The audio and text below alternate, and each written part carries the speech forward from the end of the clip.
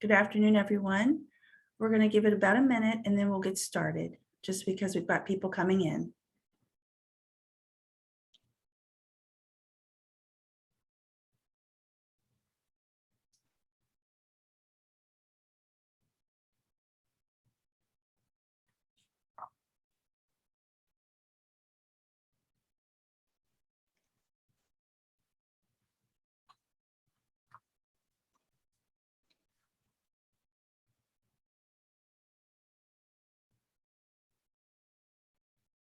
We're a little after 2 and we'll get started shortly. Thank you for joining.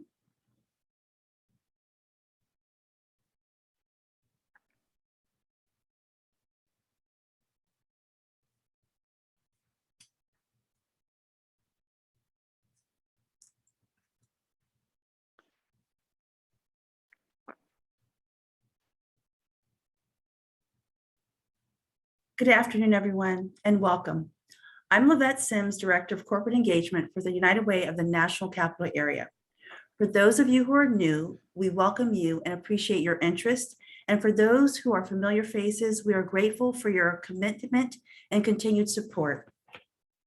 Thank you for joining for this installment of United Way's Changemakers Education Series. Changemakers is a 10-part education series where we convene thought leaders in conversations focused on trends in the National Capital Area and solutions where race equity and equity is in our region. Today, we are engaging youth voices in voting, rights, and equity. United Way of the National Capital Area is uniquely positioned at the intersection of public, private, philanthropic, and nonprofit sectors to bring the best resources, individuals, and organizations together to solve our region's most pressing issues facing the community. At the United Way, we truly believe that when none are ignored, all will thrive. As one of our 3 pillars, quality education is a positive, we work for positive outcomes. Through our Community and Schools Initiative, Career to College Pipeline, we want to enter the importance of equitable participation across the region and highlight impact on communities and policies where we have diverse voices. We want to amplify the voices of youth in our community. We're interested in bringing together experts in the field to increase engagement and the equity of youth voice through voting rights to support generations to come. An op-ed in the Washington Post had 2 professors arguing that youth are learning a profound civic lesson as they navigate through COVID-19 and the disparities and discrepancies between civic ideals and civic realities. Now more than ever, engaging the youth voice in voting rights equity is a catalyst for change in the political systems, power sharing dynamics, and economic opportunities. Today, we have with us 3 panelists who are thought leaders dedicated to elevating the youth voice in voting rights. We have Annika Manzur, who's the Executive Director of Youth Activism Project. We have Danny Fursh, who is the Communications Director for Students Learn Students Voter Coalition, and Emma Goodell, who's a graduate student at American University in Washington, D.C., studying public administration. So Annika, I'll start with you. Please tell us about yourself and the Youth Activism Project. Hi, everyone. My name is Annika Manzor. I'm the executive director. Actually, I changed my title. I'm the org lead. We don't have director titles anymore to promote equity in our organization.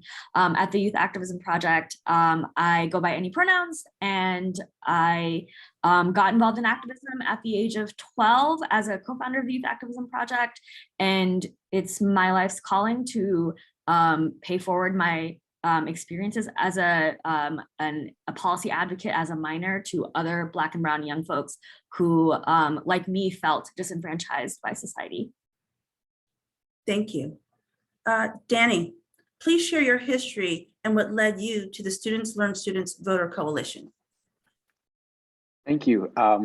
So my name is Danny Fursh. My pronouns are he, him, and Before joining the Students Learn, Students Vote Coalition about a year and a half ago, I was working for a corporate communications firm that mostly dealt in the private sector. And I imagine many Americans, had a sort of awakening that I wanted to be doing something that made more of a positive difference. And so when I looked for my next job, I was looking for really whatever the best cause was that I could possibly work for. And I came across Students Learn, Students Vote Coalition, which is the largest nonpartisan network in the country dedicated to growing the student vote, and is lucky enough to play an essential role in helping a huge and often underrepresented part of our democracy make its voice heard. Absolutely. And Emma, what sparked your interest in public administration and your relationship with the Campus Vote Project and Students Learn Students as a peer leader? Thank you so much for having me. So yes, my name is Emma Goodell. I use she, her pronouns, and I am currently a second and final year student at American University School of Public Affairs, where I'm getting my master's degree in public administration. And I really got interested in this work as an undergraduate at a small institution called Allegheny College, which is in the city of Meadville, Pennsylvania, about like 45 minutes south of Erie. So we're very much, in a swing region. And Allegheny College attracted a lot of very civically minded social activists to the college. And I felt really drawn by that. So it's no surprise that I accepted my admission offer. But when I actually looked at some voter turnout statistics that I saw my sophomore year, despite being home so many outspoken students, Allegheny students voted at just a rate of 8.8% in the 2014 midterm elections. Now, enthusiasm for getting out the vote was actually pretty low across the country, especially at colleges, but 8.8% is pretty much the lowest of the low. And having finally attained voting age, I resolved to make sure that a turnout rate that low never ever happened again. So I mobilized in 2018, 2019, and 2020 with my college leadership. I was lucky enough to get a paid position to help students gain more civic information and get them engaged to vote. And I worked with Campus Vote Project, which is how I got involved with the Students Learn, Students Vote Coalition. And we definitely turned that 8.8% around. We got around, I want to say 35% in 2018. And we had a record 71.5% in 2020. So I'm overjoyed. And now that I'm here in Washington, D.C., I'd like to try and make this a reality in every single college campus across the country. Wow, that's incredible. Thank you so much. And thank you all for joining in this timely conversation. So let's just jump right in. With elections less than 45 days out, we hear about the increase in youth registering. So we had seen an uptick in the number of young voters during this past presidential election. Since the last election in November of 2020, there was an $8.3 million 18 and 19-year-olds who were added to the voting rolls. So these 18 and 19-year-olds comprise 16% of the 18 to 29 age group for the 22 election. So do you all think that we'll see more involvement from the midterm election because of what's going on nationally? And what are some of the strategies that are effective in this rise? So Annika, I'll ask you that one. Can I actually kick it to SLSV because Sure. yeah, I can answer last. Sure, and I'm happy to take this one. So I will say, one, you're absolutely right to note that there's been sort of an uptick in involvement among our youngest voters and college voters, not just over the course of this current election season, but really over the course of the last 4 to 6 years. The patterns that Emma mentioned at Allegheny College are extraordinarily impressive, but also not hugely atypical with the trends that we've been seeing since 2018. And so there's a number of different factors at play. One of them is obviously that there are, of course, a number of national issues that are getting all kinds of attention and spurring all kinds of mobilizations throughout the country, and those can't be discounted. Yeah. But one thing that I think often gets overlooked and is a huge factor in terms of youth voter turnout, youth civic engagement, and just generally young people and students around the country getting involved in our democracy is the fact that for the past really most of the past decade, and especially in the last 6 years, there has been a nationwide effort to build an infrastructure that's on the grassroots local level to make voting, make civic engagement a part of college students' everyday lives, not just the students, but members throughout the community, and basically creating cultures of voting and democratic participation on their college campuses. And so has made a huge impact and will continue to make a huge impact through the midterms and hopefully well beyond. Fantastic. And Annika, you said you had a little something to say. Yeah, I mean, I just didn't want to chime in first because I wanted to be very clear that my organization doesn't focus on voter mobilization, although we have done voter mobilization work. We primarily focus on issue and advocacy campaigns and helping young people get involved. So I really wanted students learn, student vote to like contextualize it first. I just kind of have anecdotal data from one effort that we've led, and I just really feel like paying students to organize is just a big way, has been effective. So one program that we've done is we paid high school organizers in Montgomery County, Maryland, and Montgomery County has this thriving youth civic engagement culture. And so we partnered directly with a 100% high school led organization that had been key. They were founded in the during the Parkland massacre and then expanded their repertoire to work on a variety of different issues. And so we partnered with them to have basically like it was like a field organizer model where a couple of them, a couple of key leaders at MoCo Students for Change were managing basically like 4 to 5 high schools, and we have 25 high schools in Montgomery County, and they were getting paid $10 an hour, and then they mobilized high school leaders that got a stipend of $150, and then had like those high school leaders be responsible volunteering and mobilizing a volunteer base. And then that effort, it was very little, like we did a lot of capacity building as our organization, but it was really the success of this program was the fact that we paid these really awesome experienced student leaders to go out in their communities and just with, I would have liked to pay them more, but with relatively little financial compensation, they were able to reach 3,000 folks, 3,000 students who were eligible to either pre-register or register to vote.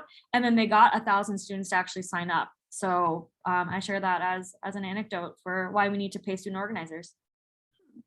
Wow, that's an interesting concept. It's interesting because I know that as we're looking at, again, the trajectory and getting more students and the youth voice out there, some people think that basically 1 in 5 or 83% of folks feel like young people are motivated by how they can change the country through various issues. So the environment is being one, making sure racism is another issue, and also just inadequate healthcare and access to healthcare. So do you feel like there's any type of upward trajectory around those particular issues? Are you asking me in particular? Yeah. Yeah, I mean, so you said it was health. Can you repeat what the issues were? Yeah, so it's the environment, racism, and affordable healthcare. Those are some of the top issues that they were saying were really motivating, at least initially. And I know that things that are happening with the decision of the Supreme Court has changed a lot of what people are thinking, where they're going. So do you think that has an upward tick in terms of the trajectory, having those issues at the core? I definitely believe so. I mean, I think these are the issues that our youth are talking about a lot. And so, yeah, I mean, for me, I feel like oftentimes when we talk about voting and voter rights and all that kind of stuff, we fail to connect it to the issue. So yeah, I definitely think it's an effective strategy. And anyone on the panel can answer this. What do you think is at stake that would change the momentum? What do you think that would cause the momentum to drop for any of the students or those young voices? I can at least start. It's a race against the clock. Right now, early voting is open in North Carolina and likely in other states in the coming weeks as we approach October. So the election is here. The primaries are over, and even if it's not election day, folks are already voting. But I would say regarding what's at stake, if state governments and city governments and maybe even the federal government, but I doubt it, will act swiftly to strike down voting protections and make it even harder for college students, especially, to turn out in the 2022 elections, we're going to lose the remnants of the democratic system that's already been attacked, especially in the past 12 years. So I would say the stakes are extremely high because if we don't participate, if we're barred from participating, the democratic system that we know and love, while it's far from perfect, falls apart. And that is not only just our system of government, it's our vehicle on how we get things done, regardless of what your key issue is, whether you care about the environment, access to healthcare, affordable education. All of those are really noble and fabulous causes, but you won't be able to see any more momentum on those if we don't have voting rights. So I don't want this to be a very dire panel. I like the positive energy that my panelists are bringing. So I want to add to that. I think that while we're certainly seeing an era of chaos, there's a lot that we can do to fix this. And despite my support of student organizing, young people organizing, we really need to call on the folks who are currently in office to do more. At the end of the day, while students are extremely powerful, we're not going to be voting on bills. We won't be signing any laws today or tomorrow. But the good news is we can do things about this. Congress can pass the For the People Act. It can pass the John Lewis Voting Rights Advancement Act, which would fully reauthorize the Voting Rights Act to its 1965 status. The For the People Act, by the way, would really crack down on gerrymandering in this country and make it so much easier for folks to register to vote, regardless of where they actually live. We need to pass the Help Students Vote Act, which is a trailblazer in government and education partnerships to make sure that students, again, to Annika's point, are getting paid to do this valuable work. There's no reason why they shouldn't be compensated for keeping our democracy alive. And finally, Congress needs to pass the Youth Voting Rights Act, which, as you can probably tell by the name, finally recognizes that young people are some of the most suppressed voters we have in this country, especially Black and Brown students. And the Youth Voting Rights Act would allow public colleges and universities, or not allow, mandate said schools to become voter registration and voting sites. It would allow for folks who are 16 and 17 years old to pre-register to vote. It would codify the student's constitutional right to vote at their chosen location. And it would mandate states to accept student ID, because that's not a reality in all 50 states. Absolutely. So, sorry, my apologies. No, I was going to say absolutely. Well, what's interesting is, as you're talking about what needs to happen, we know that despite the recent gains again in the voter turnout, the major bipartisan sort of disparities continue to persist. And so what's unique about college students and their vote that will help to propel things forward? What's really unique about them, Emma? What's unique about the college student voter? Yeah. Well, a few days ago, I can't remember the article off the top of my head, but I read an article that said it's a longstanding social stereotype and belief that college students don't vote. They don't care. And as someone who's finishing their 6th consecutive year of higher education, I read that and said, what the hell are you talking about? These are some of the most engaged voters I know, regardless of age. Not to mention, society really got familiar with college students, not today, but in the 1960s, when so many college students organized to protest the Vietnam War, and their demonstrations ultimately led to 18, 19, and 20-year-olds being allowed to cast a ballot today. So I wouldn't say that college students don't care. I would say they're passionate, but the problem is that they're suppressed. And that's why turnout levels, despite the high engagement, are still lower than they should be. And we've seen lots of examples of said suppression. We have a lack of civic knowledge going from high school to college. We have gerrymandered campuses. I can attest to that because I got my bachelor's degree on a college campus that was divided in half into 2 separate precincts. I've seen racist poll workers challenge my friends of color with their student ID, despite the ID being perfectly valid. We saw New Hampshire enact what is essentially a 21st century poll tax on out-of-state college students. And despite a pandemic really making this a lot easier, we're still seeing limits on ways students can vote by mail or vote absentee. So I'm not a congressional expert by any means. I'm not going to pretend to be one, but I don't think that bills like the Youth Voting Rights Act are exactly their number one priority right now.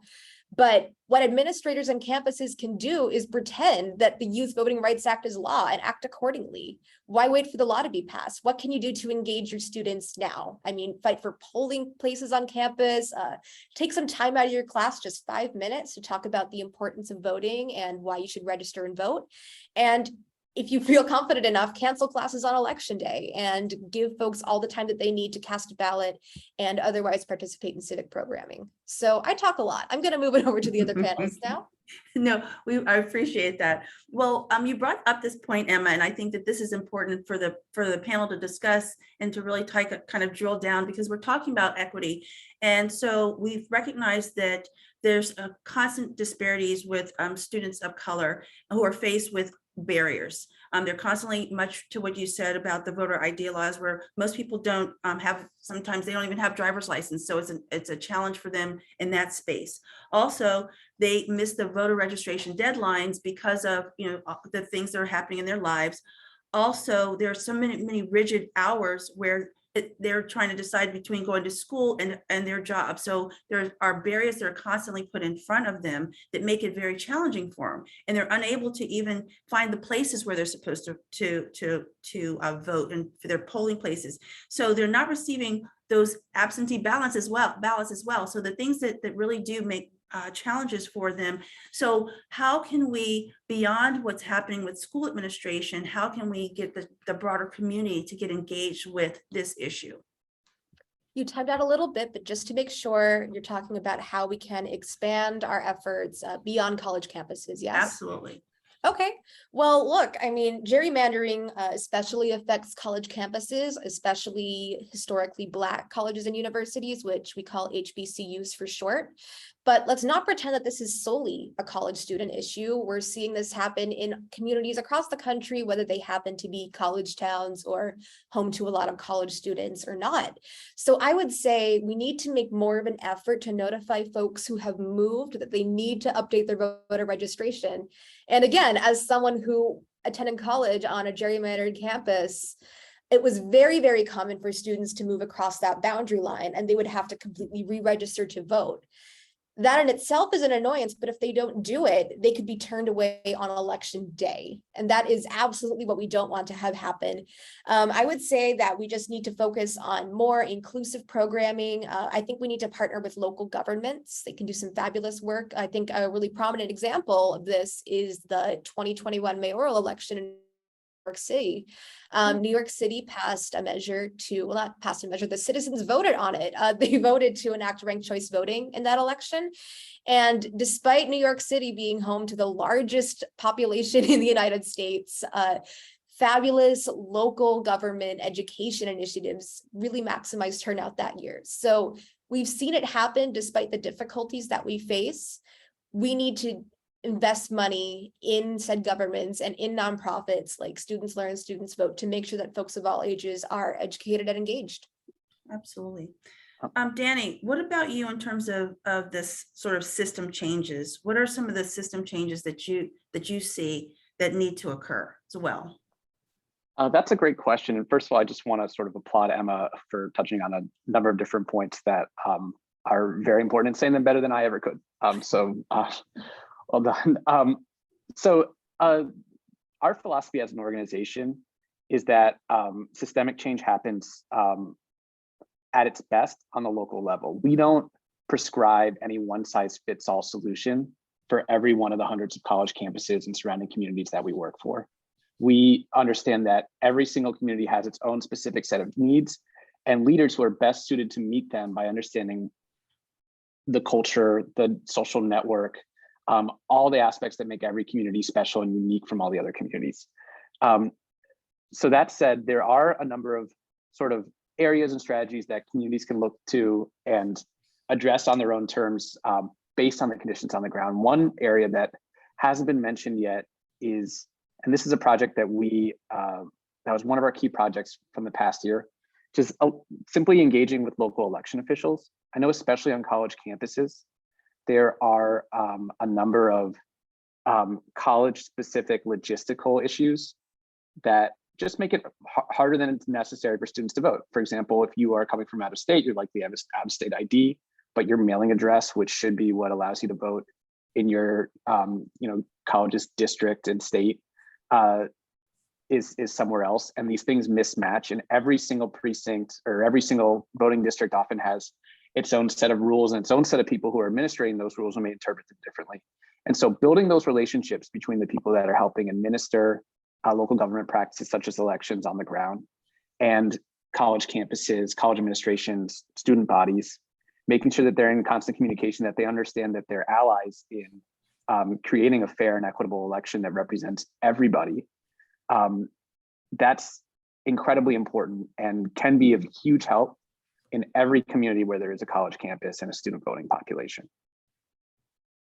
Absolutely. Annika, do you have anything that you'd like to add?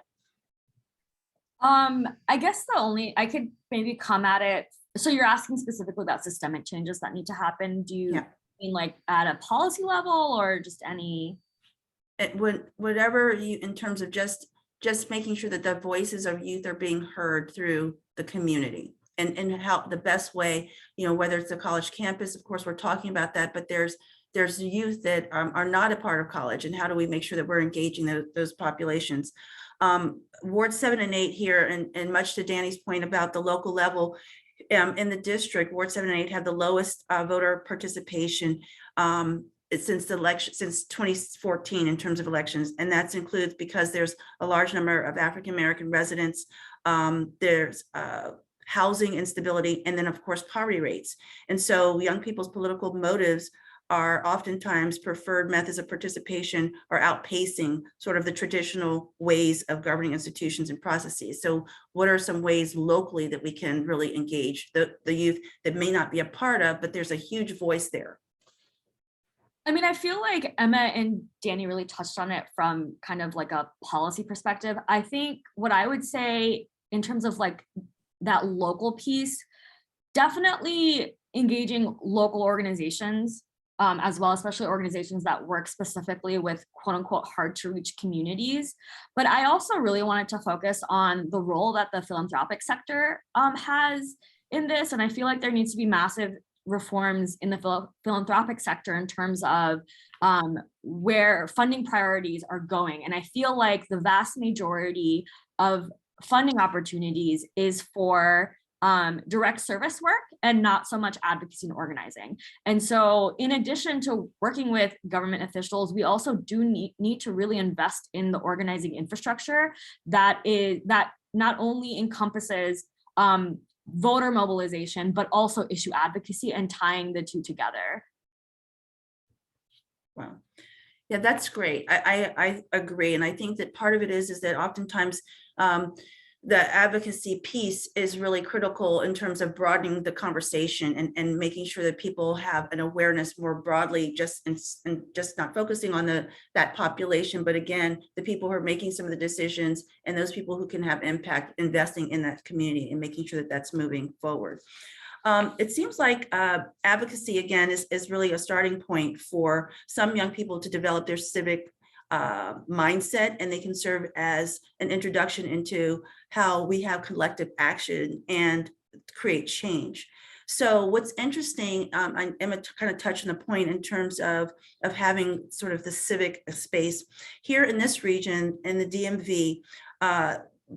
All three areas are 3 of just the 9 states that require 1 year of government class. However, experiential learning or local problem solving is not a part of that.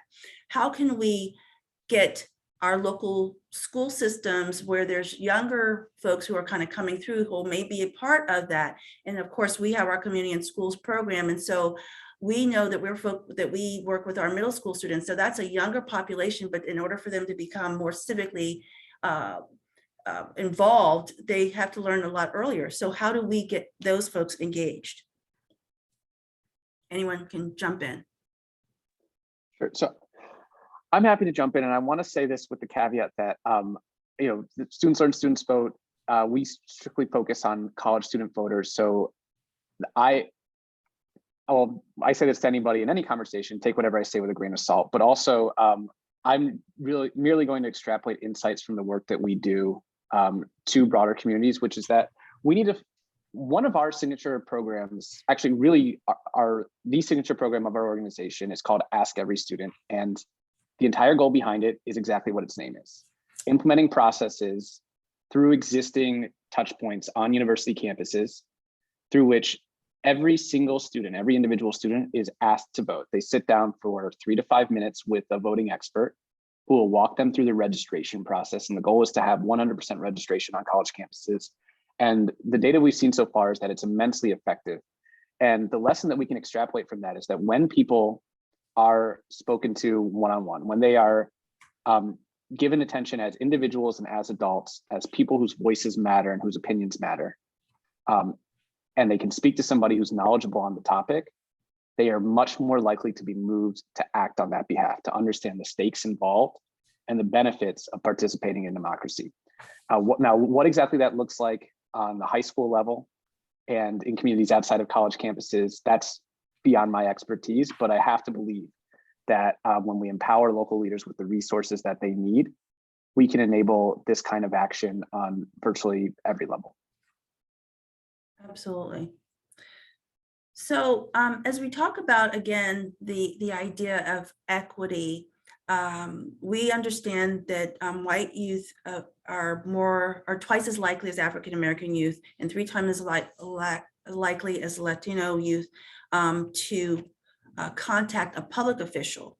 So in the work that you're doing, and voting is also closely tied to health equity, are we finding that there's opportunities to engage the local officials with the college students? Are they getting engaged in that space?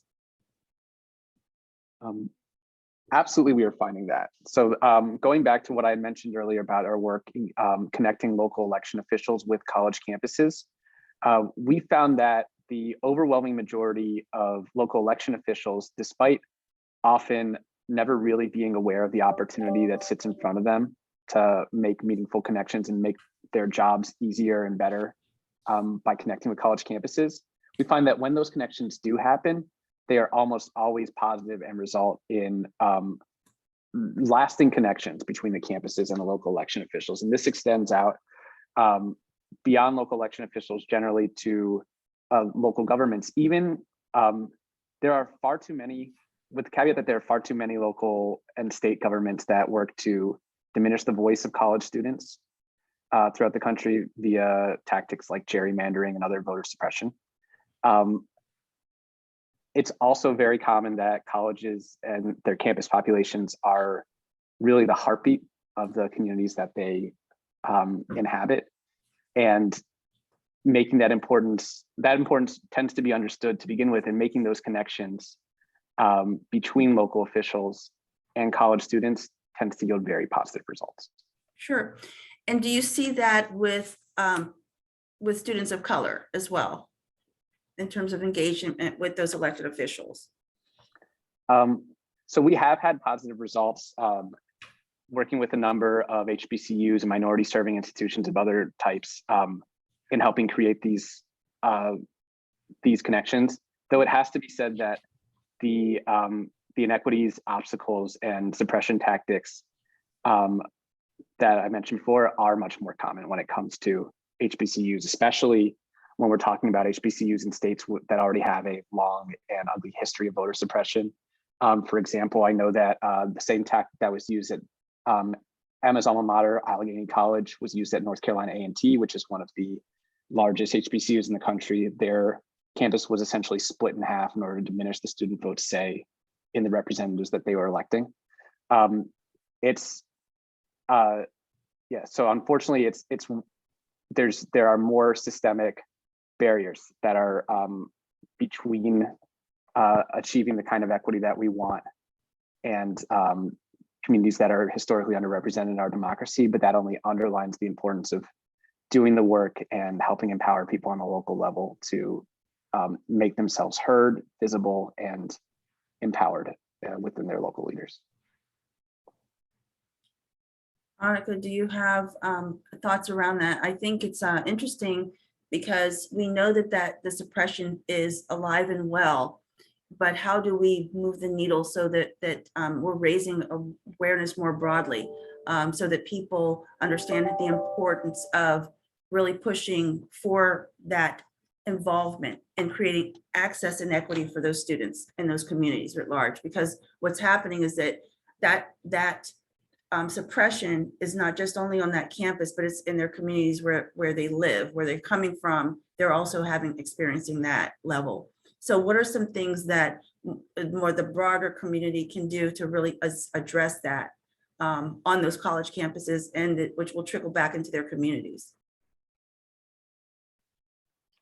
So I don't work with college campuses, so can I answer this question from and just to make sure I'm understanding correctly, the question is, what can communities do to ensure that Black and Brown young people are not suppressed, not only from a voting perspective, but in general engagement with democracy? Absolutely. Yeah, I mean, I really think, I don't know, I feel like I'm risking like sounding like a broken record, but I'm going to go ahead and just reiterate, like, what we do at the Youth Activism Project is that we specifically focus on young people that that want to get involved in activism but don't know where to start. And so that is because, to your point, like the vast majority or you know, like there's a pattern of suppression for Black and Brown young people, and just like I mentioned earlier, like I did not think advocacy or activism was even an option for me as a first generation immigrant, as a Muslim immigrant, because I did not see representation in politics and media and whatnot, right? So only when the founder of the Youth Activism Project, a white woman, came to me and my friends and said, you guys have a voice. You guys can actually impact policy, even if you're not able to vote. That's when I really understood. And that's when I understood the power of my voice. So it's really a matter of just us coming together and supporting young people who want to get involved in activism. I mean, there's tons of resources available now. Our organization has a ton of free resources that are intended to mobilize and organize Black and Brown young folks. And so volunteer to support young people, pay them to organize, pay them to learn how to organize. Yeah, I hope that covers it. Yeah. So let's pivot a little bit and let's talk about the impact of social media on voting and exposure, and some data that's come out that says that 60% of youth said that creating their social media content has helped them to feel more informed and more represented by in different communities that exist, and both with gender and race. So what are some of the thoughts and ideas that are coming out of the youth community around that social media, and how are they feeling when they're hearing people say that news or that information isn't real information? How are you seeing the youth movement around using social media to connect and get their voices heard? So we know that within the campuses and communities that we work with, social media has been an immense tool. And obviously we know in a lot of ways it's a double-edged sword. Not only does it connect you with anybody around the world, but it's often a spreader of mis and disinformation. I'm a big believer in the sad but funny statement. I think it was Winston Churchill who said that a lie can get halfway around the world before the truth can get its pants on. And what I mean by that is there's not really much that we can do on an individual level that's going to prevent bad actors from bad acting on social media and making it and introducing some of the negative aspects of that area into our democracy. But what we can do is put forth a strong offense. And what I mean by that is, for example, next week is a nationwide mobilization known as National Voter Education Week. It's entirely online. It's a digital campaign, and it's going to be run mostly through social media. And this is just one example, though it is a big example, of how we can, as people dedicated to making a democracy more equitable, more participatory, more accessible to everybody, put forth information that is trusted and true about how to participate in our democracy to prepare everybody to vote and make their voices heard with confidence. And it's things like this, things elevating strong sources, uniting behind what are the facts of our democracy and how people can participate, and encouraging everybody with a strong voice to participate and step forward. That's the way that we can use social media for good. And that's the way that we can help propel the positive aspects of youth connecting with each other and engaging with our democracy to outweigh what we know are some ugly downsides of it. Absolutely. So as we're talking about some of the crucial parts of understanding the connection between the quality of life and voting in our country, how do you feel that some of the youth voices that need to be elevated are being heard beyond the campus? Where are those voices being heard so that across the country people are noticing those voices? Connecting this to your last question, I do really feel like social media is a way, it has been, I think, one of the most dominant ways that underrepresented young people can have their voice be heard and grow a platform.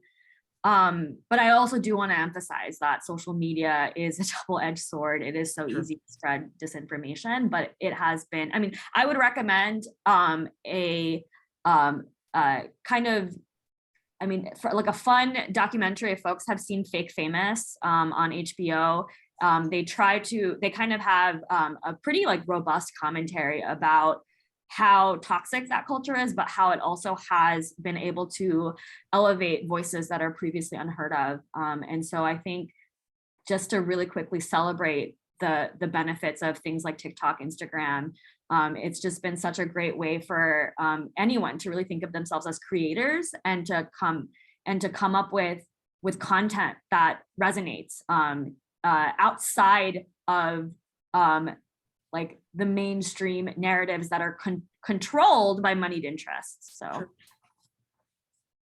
very good. So I have a couple of questions, and I want to make sure that we've got a little bit of time for Q&A, but I will also have a couple of questions. So Emma, what strategies would be successful to build interest among students under the legal voting age? What are some strategies that you can think of that would really build that?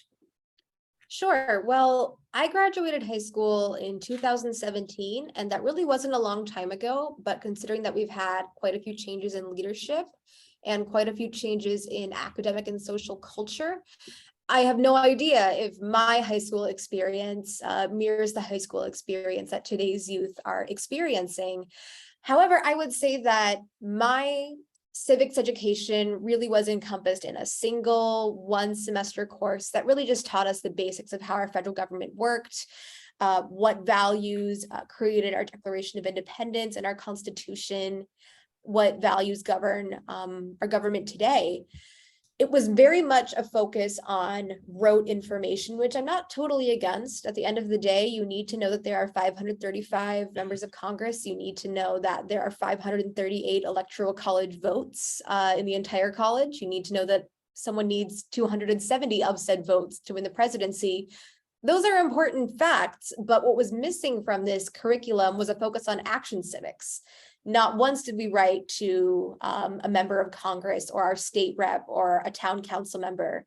Not once did we learn about a First Amendment demonstration of some kind.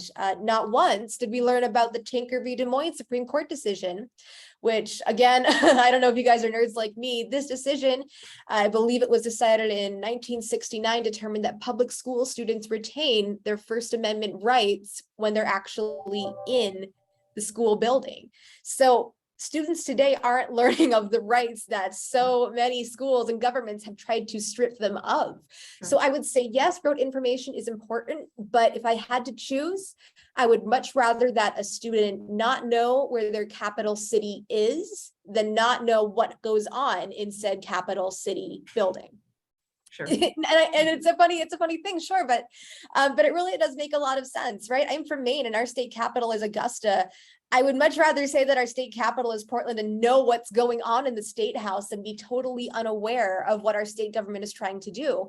So I think we need also less of a focus on tests. I think that the citizenship test, as valuable as it is, I think we need to pivot away from that and focus on more action-oriented work. And I think that civics education should be as core of a subject as mathematics, as English, and to an extent as science, right? When you think about filling out a tax form, you need a basic knowledge of English to understand what you're being asked. You need a basic knowledge of numbers to make sure that you pay $10 and not $10 billion.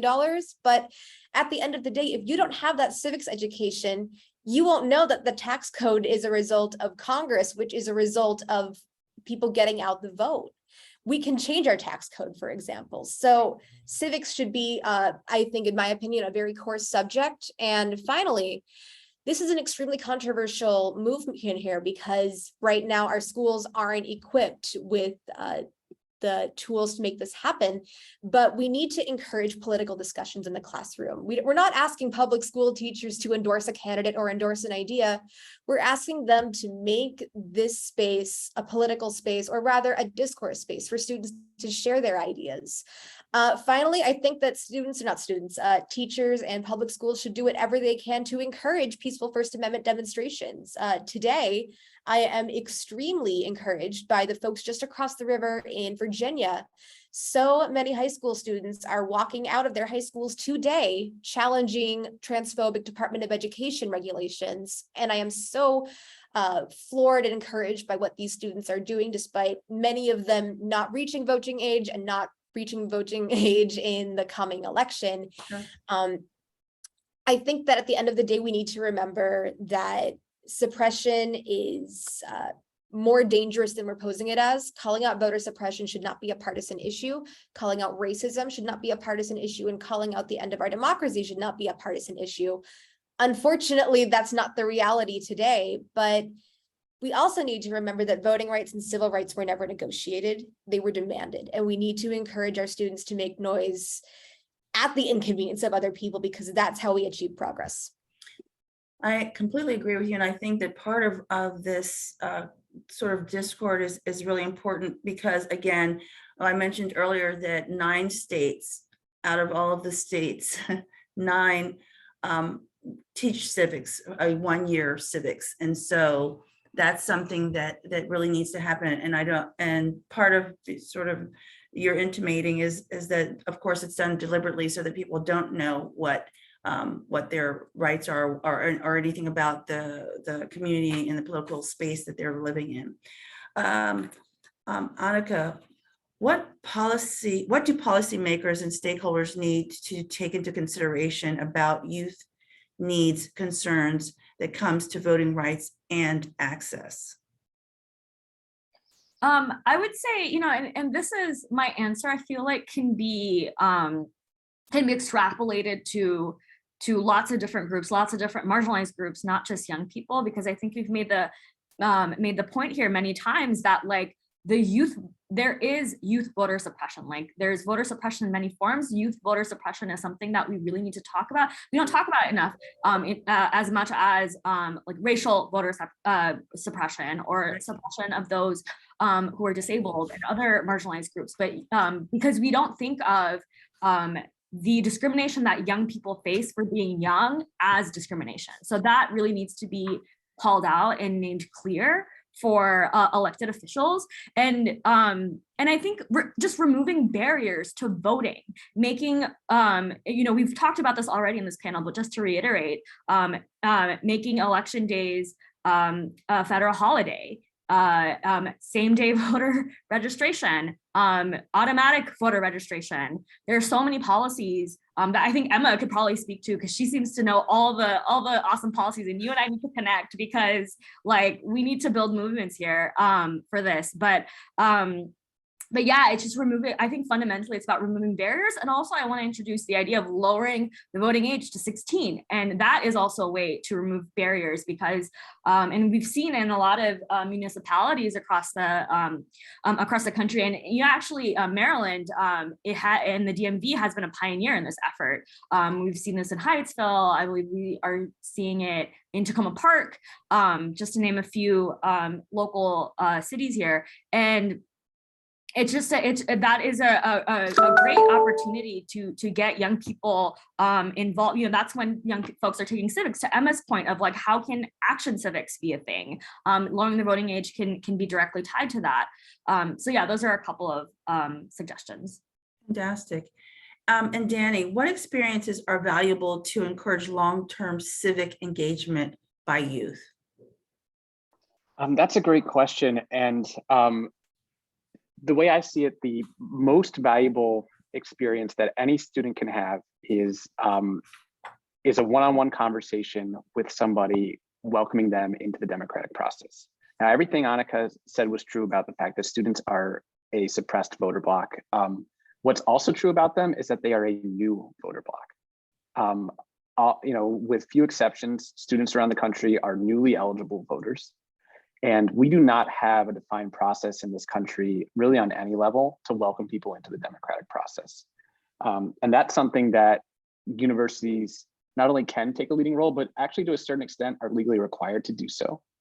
Under the Higher Education Act, universities are required to make a good faith effort to pass voter registration materials to every single student on their campuses. And that's, I think, that's just scratching the surface of the opportunity that universities have to form the civic identities of their students and propel them into a lifelong journey of civic engagement. But it is an example of the kind of things that we can be engaging in and that can be systemic and widespread and equitable and touching every young person's life in this country in order to lead to long-term civic engagement. That's why I'm such a big fan of what both Emma and Annika are doing. And I won't get into specifics here, by far the oldest panelist in this group. I really wish that when I was in high school in Montgomery County, Maryland, by the way, and in college, I had student leaders like Annika and Emma who were sort of helping shepherd me into lifelong civic engagement. I was lucky enough to have grown up in this area where I did take the state of Maryland required year of civics in high school and had a general awareness just from being in proximity to DC, but still could have used more. And I know that many of my friends could have, and sadly still could use more people talking to them just one-on-one as adults, not about the sort of hot button partisan conversations that typically dominate the news, but about what it means to them to see their leaders acting on behalf of their interests and how that could change their lives for the better and what they need to do to help make that happen in simple human terms. That at scale can make a transformative difference in our democracy. That's fantastic. Well, we have a few minutes and I just wanted to open it up for any Q&A that we may have. I really do appreciate your conversations and elevating and raising awareness. And I think a number of people who are here are hearing some things for the first time. And I think it will galvanize those of us who have children who are part of the political discourse and civic discourse, is making sure that we're raising awareness about this is an important issue, getting started young and keeping the momentum going and moving forward. So I know that I've got a question. Here's a question. It says, what affects a student's voting behavior and how can we cultivate that at an early age? And I think we kind of talked about that, but what does affect a student's voting behavior? Emma, you want to take this one?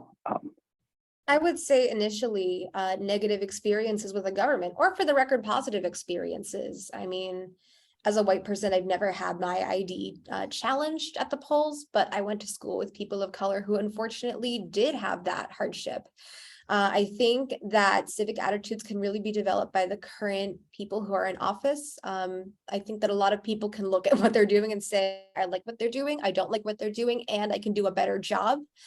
I would say, I also think that the civic attitudes are really at the mercy of, again, the culture of a high school or a college or university. What is the school's official position on civic engagement?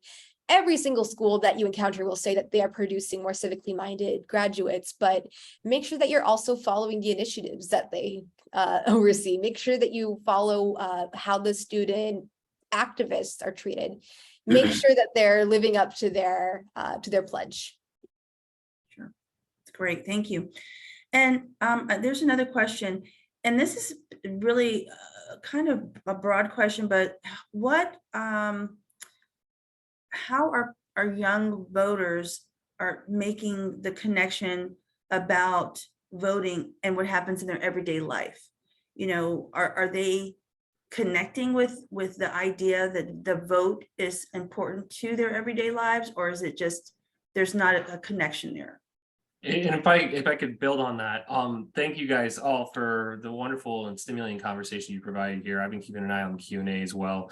One of the things that we got in here is that we wanted to say thank you for sharing about voter education and the double-edged sword of social media.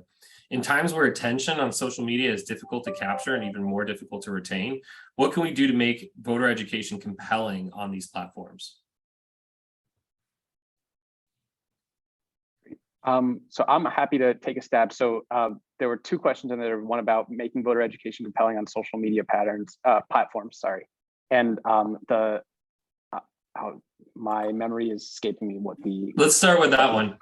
Oh, sure. So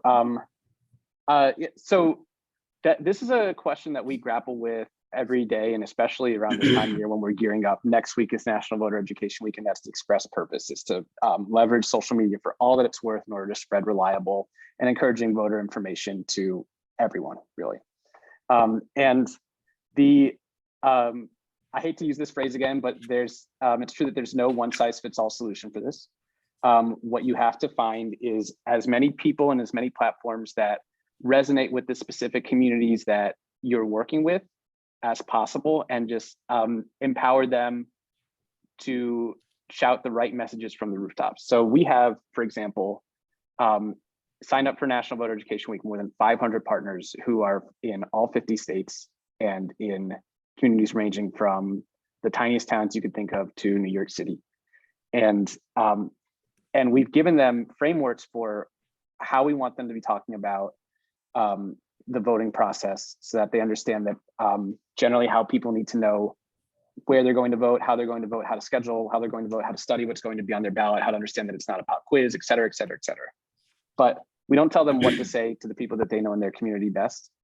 We just give them the tools to do it as they see fit, because we know that they're going to have much better traction with their audience because they are known entities. They're people that are trusted, they're people that are familiar, and they're people that understand the specific interests that connect voting to change and progress in those communities. Great, thank you. Well, we're coming up on time, and I just wanted to thank our amazing panel, Annika Monzoon, David Fursch, and Emma Godell, for your thought leadership and commitment to keeping the voices of youth at the forefront and a path towards change. And I would be remiss if I didn't mention that the United Way of the National Capital Area is getting ready to launch our upcoming Project Community Connect, which is October 3rd through the 8th for this next week. And so we're really looking at this impactful group, and we can make sure that we have folks involved and reach out, because that vote is important. And this is an opportunity for our ALICE population, which is the asset limited, income constrained, and employed, and many of the youth and underserved communities are part of that population. So from our CEO, Rosie Allen Herring, our senior leadership team, staff, and our partners, the United Way of the National Capital Area thanks you. And we really do appreciate your leaning into this really important and critical conversation. So for everyone, have a great week, and thank you again for your time.